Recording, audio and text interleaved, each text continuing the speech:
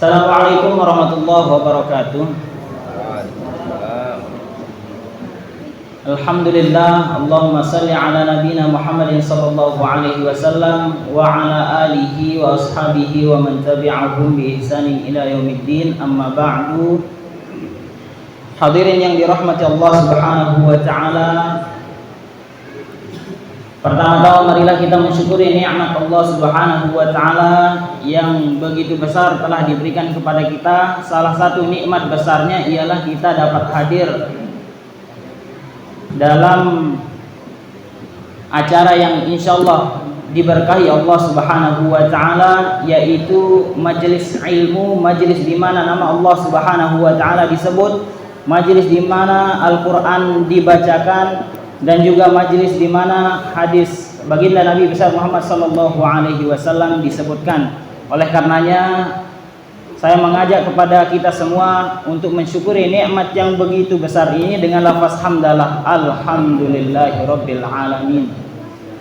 Kemudian marilah kita layangkan salawat serta salam kepada baginda Nabi besar Muhammad sallallahu alaihi wasallam. Allahumma salli ala sayyidina Muhammad wa ala ali sayyidina Muhammad. Mengapa? Karena salah satu cara agar kita mendapatkan keberkahan di dalam majelis dan tidak mendapat kecelakaan di dalam satu majelis, yaitu dengan kita melayangkan salawat kepada baginda Nabi besar Muhammad sallallahu alaihi wasallam. Hadirin yang dirahmati Allah Subhanahu wa taala, salah satu tanda seorang muslim, seorang mukmin, seorang yang beragama Islam dan juga beriman kepada Allah Subhanahu wa taala ialah hamba yang cerdas ketika ia banyak mengingat mati dan juga mempersiapkan tentang kematian. Salah satu indikator seorang cerdas ialah banyak mengingat mati dan juga mempersiapkan apa yang akan dibawa nanti setelah menemui yang namanya kematian tersebut. Mungkin kalau dalam hal keduniaan kita punya banyak indikator orang cerdas. Mungkin dalam hal mengatur acara, indikatornya adalah orang yang bisa membawa acara dengan sukses, dia adalah orang yang cerdas. Atau mungkin dalam hal penelitian, orang yang bisa terbit Scopus mungkin, atau Sinta 2, Sinta 1, ialah orang yang cerdas, mungkin saja.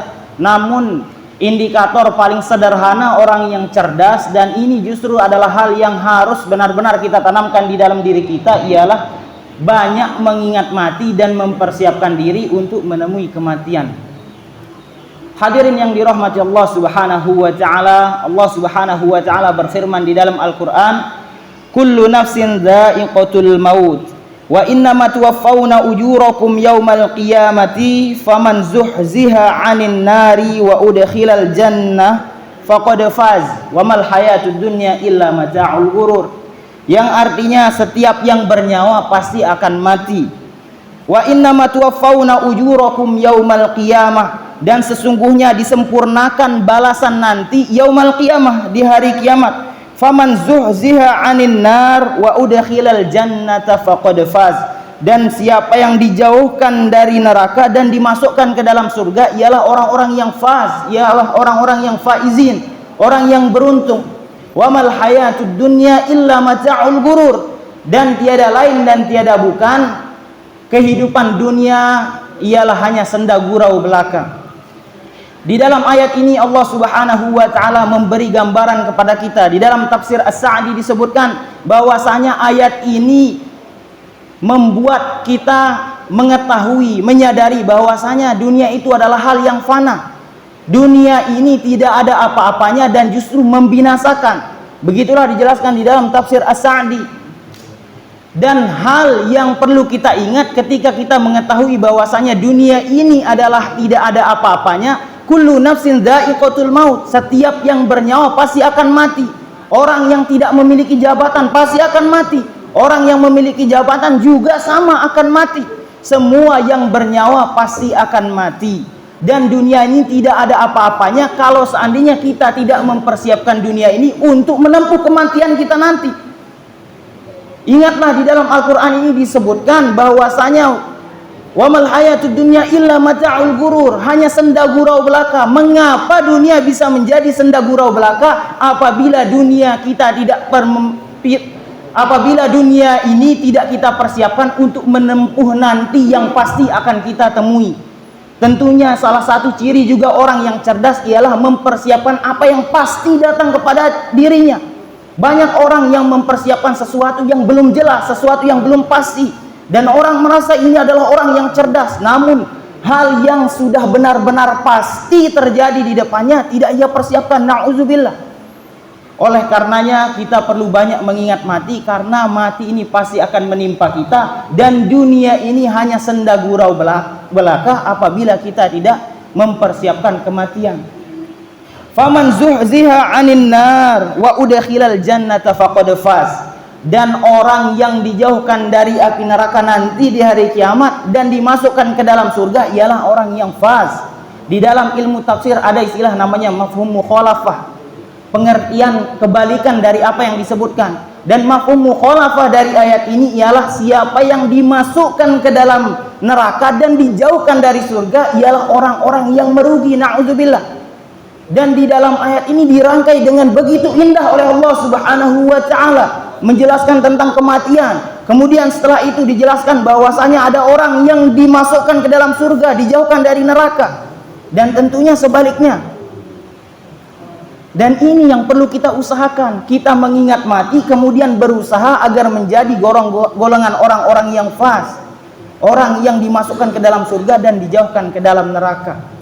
Dan di dalam penggalan firman-Nya Allah Subhanahu wa taala mengingatkan, wa innama tuwaffawna ujurakum yaumal qiyamah, dan disempurnakan balasan itu nanti yaumal qiyamah, hari kiamat. Lalu apa yang didapatkan nanti di dalam kubur dijelaskan oleh para ulama, salah satunya di dalam tafsir As-Sa'di bahwasanya nanti di alam kubur akan mendapatkan, mencicipi azab atau kenikmatan surga atau neraka berupa hal kecil saja sebagai gambaran nanti yang akan ditemui di hari kiamat. Di hari kiamat semua akan diberikan balasan dari semua perbuatan, setiap detiknya akan dihisap nanti dan akan diberikan balasannya. Namun di dalam kubur akan diberikan gambarannya. Dan ini isyarah latifah, disebutkan di dalam tafsir As-Sa'di, isyarah latifah. Ini adalah isyarat yang sangat lembut diberikan oleh Allah Subhanahu wa taala. Dan juga apa yang kita lakukan di dunia bisa kita dapatkan di dunia. Hal ini termaktub di dalam Al-Qur'an, wala nudhiqannahum minal 'adzabil adna dunal 'adzabil akbari la'allahum yarji'un, yang artinya wala nudhiqannahum, dan kami akan memberi mereka mencicipi, merasakan minal 'adzabil adna, azab yang kecil. Ini adalah azab, sebagian azab yang sangat-sangat kecil dari apa yang dampak dari yang kita lakukan di dunia. Dunal 'adzabil akbar, bukan azab yang besar. Dan perhatikan di akhir ayat ini Allah Subhanahu wa taala berfirman, la'allahum yarji'un, agar mereka kembali. Mengapa Allah Subhanahu wa taala berikan kita azab di dunia sebelum kita merasakan azab di kubur? La'allahum yarji'un, agar kita kembali ke jalan yang benar dan kembali mengingat kematian yang pasti akan kita temui, mengingat akhirat yang pasti akan kita dapatkan ganjaran nanti di sana. Hadirin yang dirahmati Allah Subhanahu wa taala, ada salah satu nasihat dari salah seorang sahabat yang mulia, yaitu Abu Darda radhiyallahu anhum, tentang kematian. Ia berkata, kafa bil mauti wa'idha, cukuplah kematian itu menjadi penasihat, menjadi pengingat. Jadi pada hakikatnya Abu Darda menjelaskan, kafa bil mauti wa'idha, cukuplah kematian menjadi penasihat. Jadi kalau seandainya ada saudara muslim kita yang meninggal dunia, ini menjadi penasihat bagi kita. Mungkin sekarang kita mensolati saudara muslim kita, namun suatu saat nanti ada saat di mana kita yang disolati. Mungkin sekarang kita memandikan saudara muslim kita, ada saat di mana nanti kita yang akan dimandikan. Kita mengusung saudara muslim kita ke dalam kuburnya, satu saat nanti kita yang akan diusung. Sekarang saudara muslim kita masukkan ke dalam liang lahatnya, namun suatu saat nanti bisa jadi hari ini, besok, lusa, atau entah kapanpun itu, bisa jadi kita yang akan berada di dalam posisi itu. Bukan bisa jadi lagi, ini adalah satu hal yang pasti. Kafa bil mauti wa'idha, cukuplah kematian menjadi pengingat. Dan Abu Darda radhiyallahu anhu melanjutkan perkataannya, bukan sampai sini, melanjutkan perkataannya, dan ini adalah hal yang sangat luar biasa, bisa kita jadikan pelajaran bagi kita. Kafa bil mauti wa'idha wa kafa bid dahri mufarriqa, dan cukuplah waktu itu menjadi pemisah. Jadi waktu ini merupakan pemisah. Abu Darda radhiyallahu anhu merangkai nasihat ini dengan kematian, mengisyaratkan bahwasanya kematian ini akan mendatangkan waktu yang membuat seseorang terpisah dengan saudara muslimnya. Oleh karenanya kita perlu membentuk saudara muslim yang nantinya akan menemani kita. Siapa itu? Amal perbuatan kita. Kembali lagi seperti tadi, kullu nafsin dha'iqatul maut, setiap yang bernyawa pasti akan mati, semuanya akan mati. Mungkin ada yang lebih dahulu, ada yang belakangan, namun semuanya pasti akan mati. Dan waktu akan menjadi pemisah. Ketika seorang sudah mati, ia akan terpisah dengan saudara muslimnya. Ia akan terpisah dengan kita. Yang mendahului kita akan terpisah dengan kita, keluarga kita, istri kita, anak kita, orang tua kita, semua akan terpisah dengan datangnya kematian ini. Namun di sini Abu Darda radhiyallahu anhu mengisyaratkan kepada kita bahwasanya kita harus membuat satu amalan di mana amalan tersebut akan terus melekat, yang tidak akan bisa terpisah dengan kita. Salah satunya ialah salah satu surat. Rasulullah Shallallahu Alaihi Wasallam pernah bersabda, Inna suratan minal Qur'ani salasuna ayah syafa'at li rajulin hatta gufirolah wa hiya tabarakalladzi biyadihil mulk. Yang artinya ada salah satu surat di dalam Al-Quran yang berisi 30 ayat, syafa'at li rajulin, akan memberi syafaat bagi salah seorang yang terus membacanya ketika di dunia, hatta gufirah, sampai orang itu terampuni. Jadi kalau seandainya kita ilustrasikan, di dalam kubur ada orang yang sedang didatangi oleh malaikat, kemudian ia akan dihisab, maka salah satu surat ini, Al-Mulk ini, akan datang menjadi pembela, akan memberikan syafaat. Bukan sekadar memberi syafaat saja, hatta gufirah, sampai orang itu diampuni. Ini salah satu cara agar kita membentuk sahabat kita nanti yang akan menemani kita setelah alam kematian. Kemudian Abu Darda radhiyallahu anhu melanjutkan perkataannya. Yang pertama, ia mengungkapkan kafa bil mauti wa'idha wa kafa bid dahri mufarriqa. Kemudian yang terakhir ia mengatakan al yauma fid dur wa godan fil kubur, yang artinya sekarang kita berada di dalam rumah dan besok pasti kita akan berada di dalam kubur. Dan ini adalah isyarat lagi dari Abu Darda radhiyallahu anhu. Isyarat yang sangat-sangat mulia.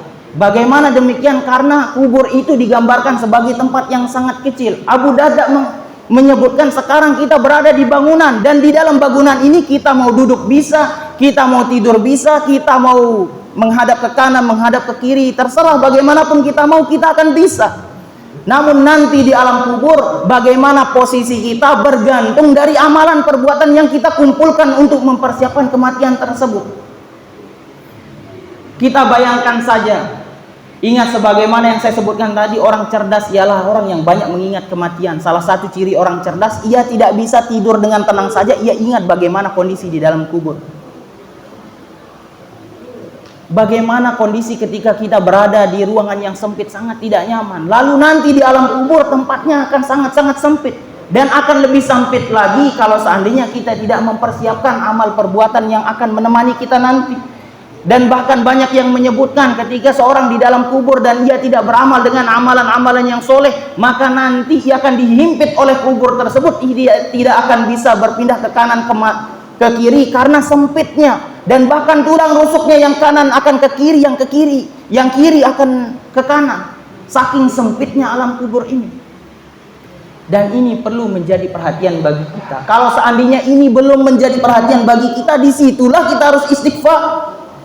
Seberapa kuat iman kita, seberapa lemah iman kita, sampai-sampai hal seperti ini tidak bisa mengingatkan kita. Jadi intinya, kafa bil mauti wa'idha, cukuplah kematian menjadi pengingat kita.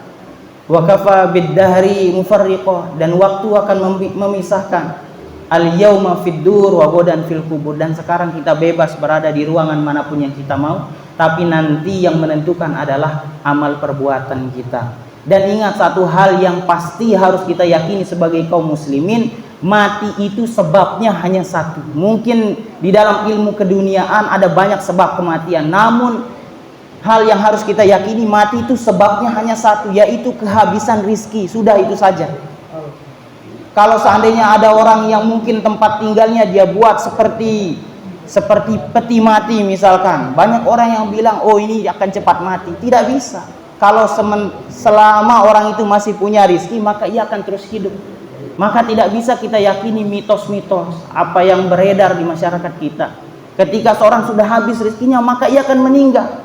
Kita temukan orang yang sudah sekarat.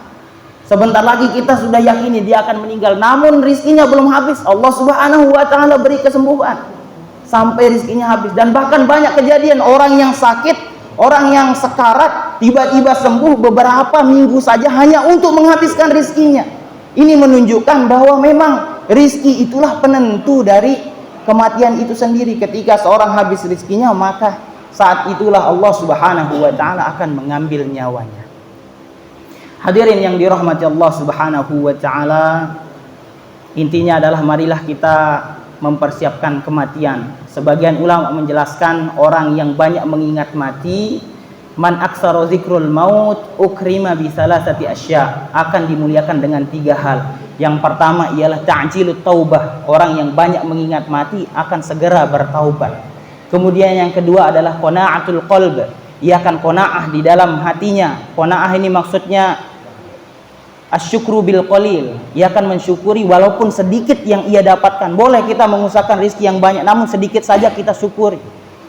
Kemudian yang ketiga ialah an-nasyatu fil ibadah, semangat beribadah. Jadi seorang yang banyak mengingat mati, merenungi kematian yang pasti akan mendatangi dirinya, ia akan dimuliakan dengan 3 hal ini. Ia akan segera bertaubat, kemudian juga ia memiliki rasa syukur walaupun hanya sedikit yang ia punya, dan juga ia akan rajin beribadah. Dan begitu pula sebaliknya, orang yang jarang mengingat mati atau mungkin yang sering mendengar mati namun tidak terlintas di dalam hatinya, maka ia akan auqiba bi salasati asya, ia akan diberi hukuman dengan 3 hal. Yang pertama taswifut taubah, ia akan menunda-nunda taubat, tidak peduli kapan ia akan taubat. Nauzubillah. Kalau kita masih seperti ini, perlu kita istighfar, mungkin iman kita masih sangat-sangat lemah. Kemudian yang kedua ialah kita tidak mau mensyukuri yang sedikit. Yang sedikit saja tidak mau disyukuri, yang banyak juga kadangkala tidak disyukuri. Kalau seandainya kita masih seperti ini, marilah kita banyak-banyak beristighfar. Kemudian yang ketiga al-kaslu fil ibadah, malas beribadah. Kalau seandainya kita masih malas beribadah, ingatlah bagaimana akhirat nanti. Mungkin kalau seandainya kita sholat zuhur ada ba'diyah dan qobliyahnya, kalau seandainya kita malas, ingat bahwasanya itu yang akan menjadi sahabat kita nanti setelah kita menemui kematian. Dan kalau seandainya ada saudara muslim kita yang telah meninggal dunia, jangan lupa kita doakan. Kita doakan. Kemudian kalau seandainya kita mungkin memiliki rezeki berlebih, kita belikan Al-Quran, kita niatkan untuk dia, agar ketika Al-Quran itu dibaca bisa mengalir pahalanya kepada orang yang kita niatkan tersebut. Mungkin ini saja yang dapat saya sampaikan. Semoga bermanfaat bagi yang menyampaikan dan juga yang mendengarkan. Semoga Allah Subhanahu wa Ta'ala selalu memberikan kita kesempatan untuk bertaubat dan juga banyak-banyak mengingat mati.